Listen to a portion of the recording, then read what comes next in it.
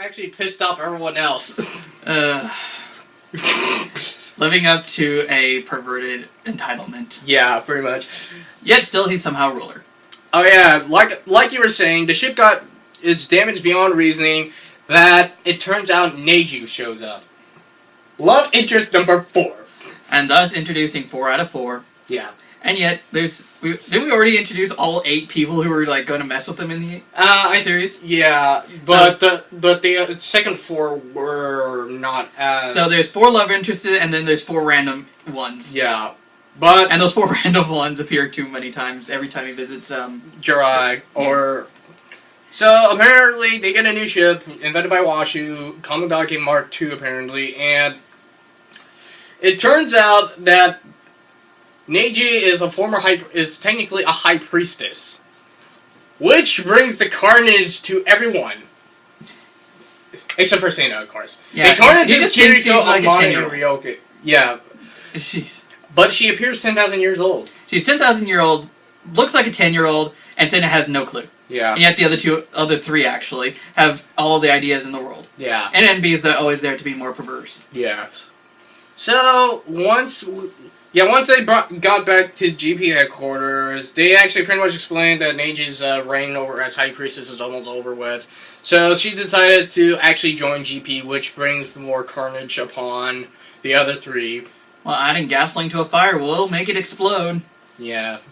And then they return to Earth with Ryoko and Amane wearing princess-style dresses. God damn it, all the hell.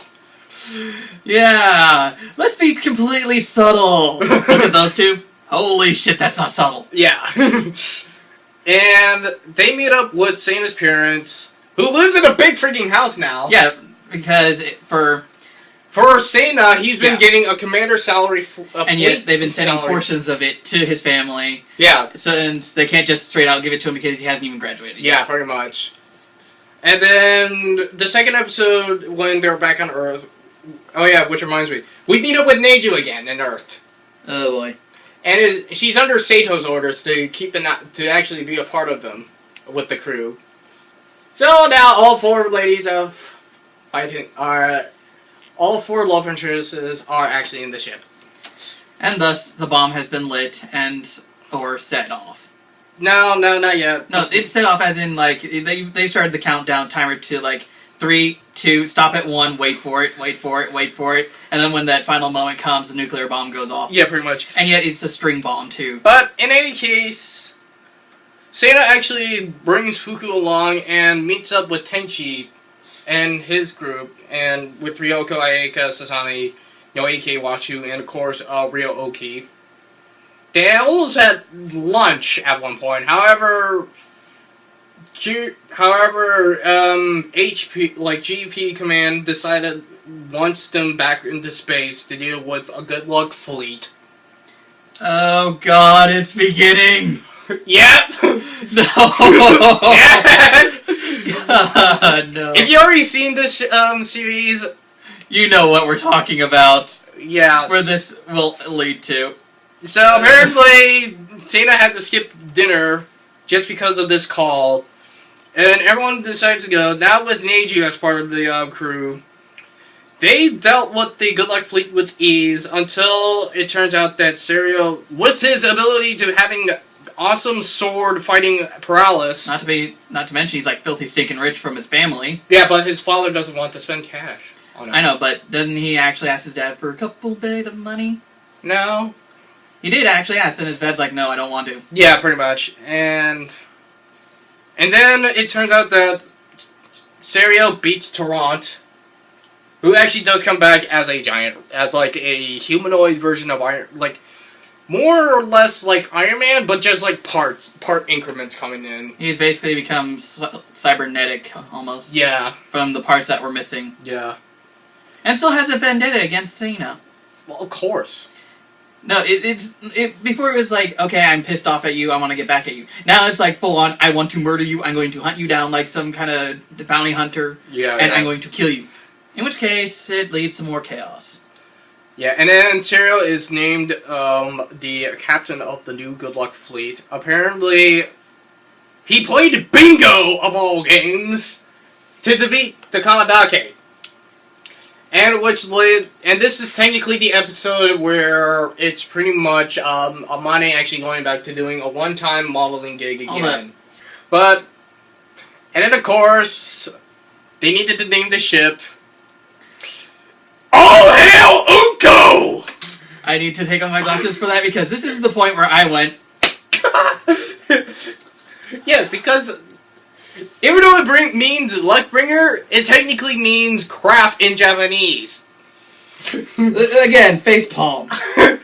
And the guy warned him, it's okay on paper, but the name means poo! Yeah.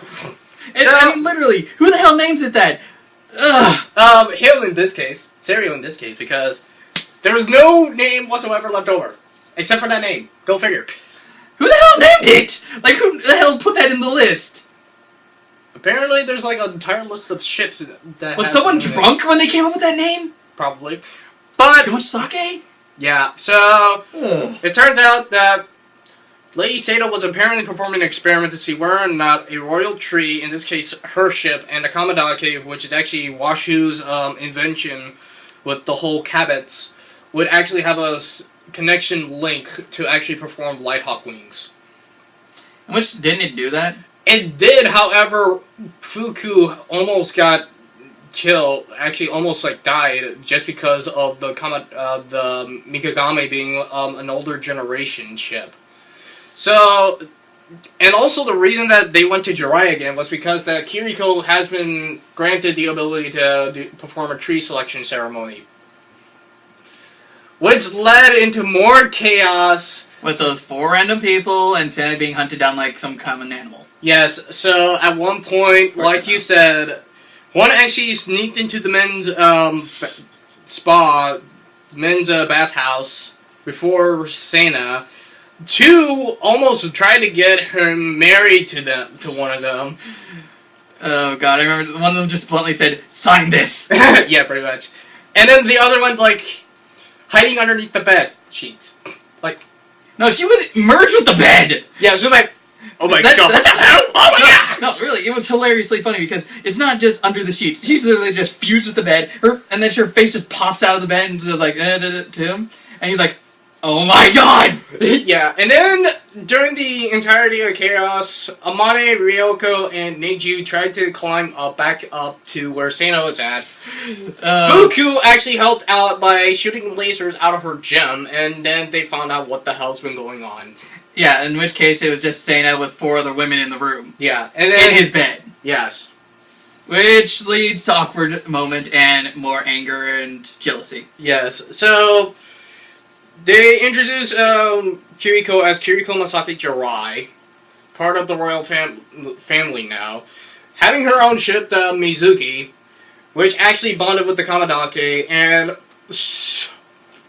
unlucky for the pirates, but lucky enough for GP, they meet up with the Doluma ship, the main ship for the Great Doluma. They wiped it out when they performed Lighthawk wings and also a flower formation, just ramming it. And then, of course, Serio is late in all of this, so he decided to lose all the dead weight, which happened to be his. Here's the thing: the ship is so lucky that he can't meet Sana, which is pretty much the unluckiest thing he can run into. Yeah, and then, of course, he removes it, and he meets the rest of the GP fleet, but he can't put in a single shot out on those ships. I know, but wasn't another funny thing was he gets all that stuff back, and then it's like... And I don't think he did get the stuff He did. back. Remember, that he jumps the trail, gets to Sana, fights him once, they retreat, and then he's sitting there, and he had to go back and get some of the stuff. Yeah, apparently, once everything was said and done, once the battle was over with, he shows up and finds the Doluma ship destroyed. Of course, everyone went back to Jirai, contemplating on the fact that apparently Serio didn't show up. And at this point, Lady Sato decided to bring in an invitation of duel to Serio. Oh yeah, a gentleman like him can't resist facing the one person he hates with his whole entire being. Oh, wait a minute. In which case, there was like tons of them, in which case he started throwing them into the fire pit. He threw all of them away without even keeping one. In which case he jumps in! Yeah. So then, next, they're like, yeah, we lost the invitation. And you just see him in the background smoking and charred to bits, almost. Yeah, and then the battle happens, and apparently Santa wins just because of one move he did. He trips! unwraps Serio's belt and drops down his panties. Well, that's one way to pants a person. Yeah, but except this one they were using those little like inflatable lightsaber things that looked like little oh yeah, shock batons. They looked like little things you put in the pool for little kids to like hang on to and float. Yeah. Howard, this is where it gets more interesting. Apparently, there's like a secret section under a Galaxy Army, and this is where things start to take the turn for the worse. Since now Sana now resigned his captaincy of the Commandant of GP and back to being a student so he can finish up graduation. The Galaxy Army puts a cease and desist order on the Kamadaki Mark II and also Fuku, since Fuku is technically the computer system for the ship. However, they removed the Mizuki. Sana actually tried to follow the Galaxy Army, which leads to a planet where there's no Galaxy Police station at all. In which case, it was Shanks is back, I think. Yeah, Taron Shanks is back. He was trying to duplicate Fuku. So he can have the ability to control ships or whatnot with using this setup that Washu invented. In which case, most of them fail. Yeah, they look exactly the same. However, they don't have the special prowess as the original one does. The only difference between the normal one and them was that little. They looked like they had little pieces of technology stuck on them. No. Those were for the testing. It turns out that. The only difference is they don't have the powers that Fuku does. Yeah, well, that's all I remember seeing, dude. Yeah, so apparently it turns out to be the Wa'u planet where Raj is from, and Taran sends his troops out to try to kill Sana, and then they go into a temple and where a giant robot is at.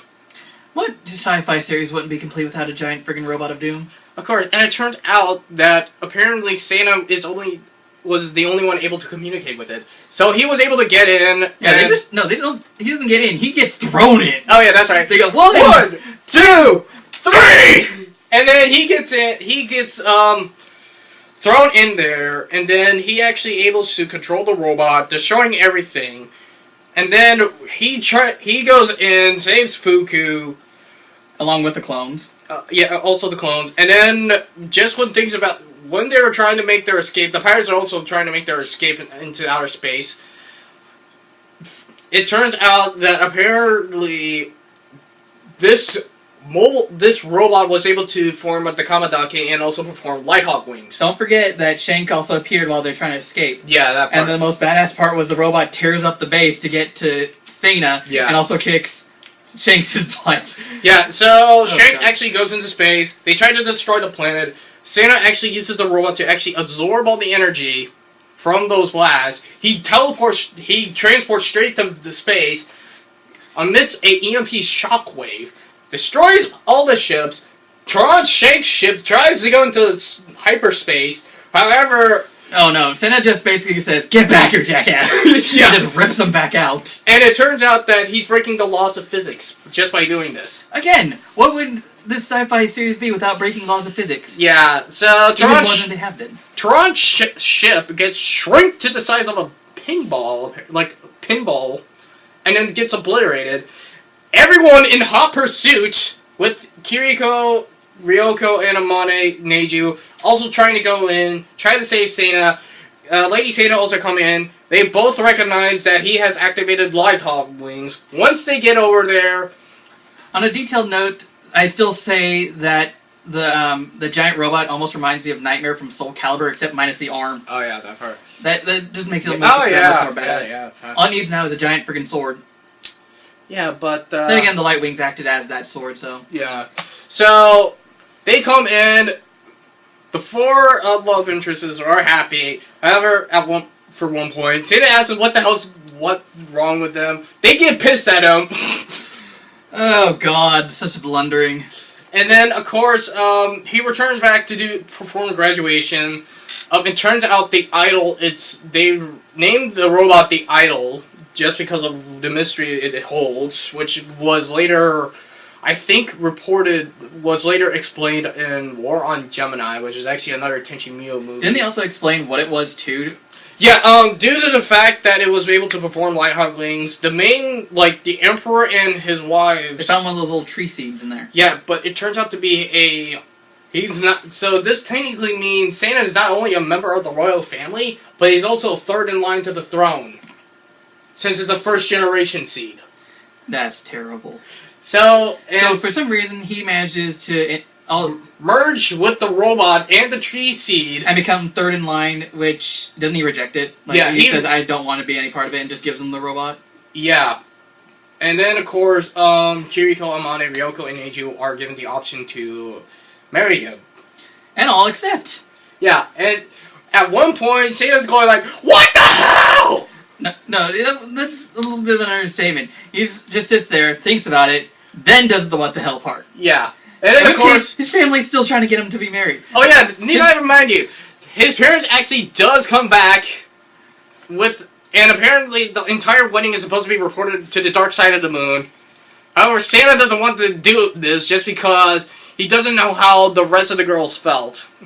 Yeah, wasn't he going on that self-doubt trip that was, Yeah, and his... And it's like, one of them said, he was like saying, but what if they don't really actually like me, da-da-da-da, what happens this, that, and the other? Yeah. And goes through the, worst possible scenario. Yeah. And then, apparently, they get to the wedding. Santa actually meets up with his brides-to-be, which apparently is bad luck. Yes, I was literally thinking, dude, do not do that! That is bad luck! Get the freaking hell out of here! And then, of course, Strong Shank shows up one last time, just because this is all in the final episode. Strong Shank shows up, he gets, due to the fact that Santa was able to actually get a second wind, now that he has gone through academy training and blah blah blah, he was able to beat Charon and actually capture him in coolant gel. That stuff was annoying to watch. Yeah. Because you just sat there and you're like, is he done? Yeah, and you just felt like going, just pause the movie and just think, okay, is he dead? And just get a stick and tap the ice or something. Yeah. And then, of course, they're about to go to the wedding until the other four of Sato's ladies shows up. Turns out they were part of a different independent galaxy Federation. Yeah. And then they kidnap Santa, which leads to the brides-to-be on the chase. Well, no, he goes, wedding. The brides are there, everyone's happy, and now the groom appears on his screen with 4 other random women, and they're like, oh my god, are you cheating on me? And it's like, no, they just kidnapped me! No. How they explained this was that Kai and Yoshiko, who's Santa's sister, shows up and say, hey, guess what? My brother got stupidly kidnapped. Yes, oh god. And then everyone apparently is going from audio only, however, they still see, the outer strips of what's going on. They didn't see what really happened in. So, except for the brides-to-be inside the ship, who got a full view of what was going on. Yeah. That's terrible. And then, stupidly enough, during the chase, they actually had to remove everything in the ship to go faster. Even their clothes. Yeah, and also NB, who had all those weird little things. Yeah, and then NB proposes to apparently a female robot rendition of him, which I have completely forgot to mention that, but that's a subplot I don't really want to go over to you. Yeah, same That here. one is just terrible. Yeah, so, and apparently, so they tried to make a bluff that saying that the other 4 had sex with Santa. And yet, in order to actually pull this off, in order to actually get them pissed off enough and try to escape, they literally had sex with Santa. In which case, all you heard was a bunch of bleeping and random words. Yeah. And then, at the final moments, it's pretty much just all 8 following Santa, looking for pirates, and then that's it. End of story. In which case, there's still a lot of tension in the air. Yeah, but the real question is, they haven't even explained whether or not the other 4 got married to Santa at all. Yeah, that's the real question. But still, it's quite funny, because even now, you almost see, the 4 that were going to marry him and the 4 that kidnapped him, they're almost alike each other. Yeah. And each one that represents one of the other 4. Yeah. It's almost creepily funny. Yep. Because even then, it's 2 agree with each other, and then they hate the other 2, in which case, the 2 that agree with each other still hate each other for what just happened during the marriage. Yeah. So, that is pretty much the end of the plotline for Tenchi Muyo GXP. So, Sana. Oh my god, the guy has terrible luck, but seriously, that terrible luck can also turn into good luck. Yep. He's basically a walking apocalypse. Indeed. And then, of course, you got the forming love interest, which I need to explain to the age. The age is different. Okay, Neji. She appears 10 years old. However, she's 10,000 years old. Looks 10, but is 1,000 times older. Yes. So she's technically the oldest of the bunch. Yeah, she's the oldest, and yet she looks the youngest. And also, didn't she also make a hologram of what she would look like when she's 15? Yes. That's actually kind of funny because it's like, oh, let's look at what I'm going to be in the future. Rewind, or fast forward, not rewind. Yeah. Rewind's past.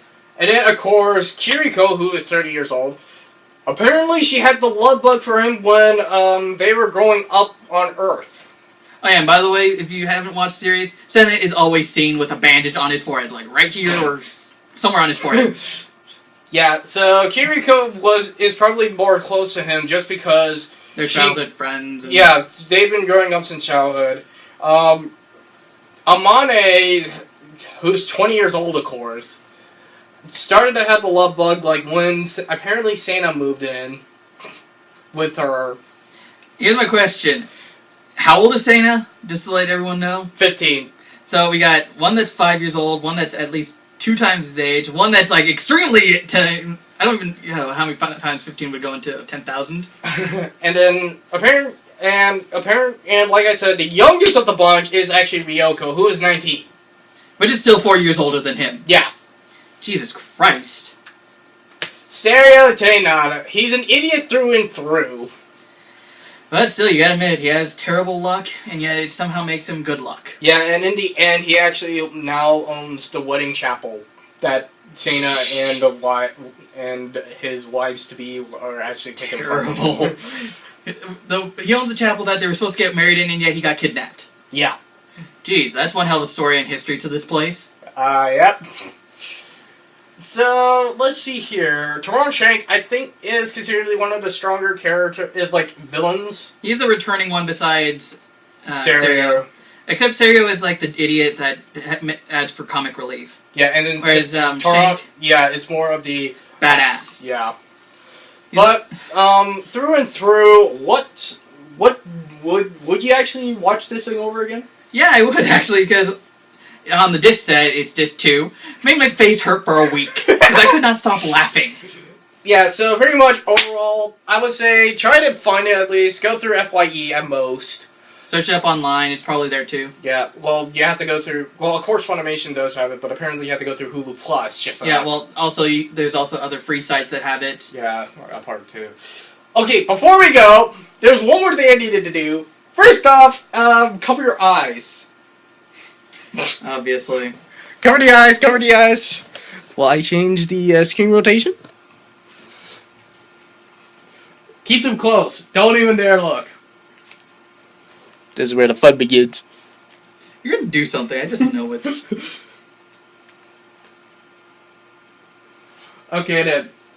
Play it. Come on, let's go. Oh, fuck! Oh no, the tent! Tent! Never wake a guy up at 8 in the morning! Off! Apparently, was it, oh, God. And thus, Pelele has pretty much taken her sacrifice and thus murdered him. Pretty much. No, don't worry, he survives. But, oh, God. Overall, thanks for watching. See ya.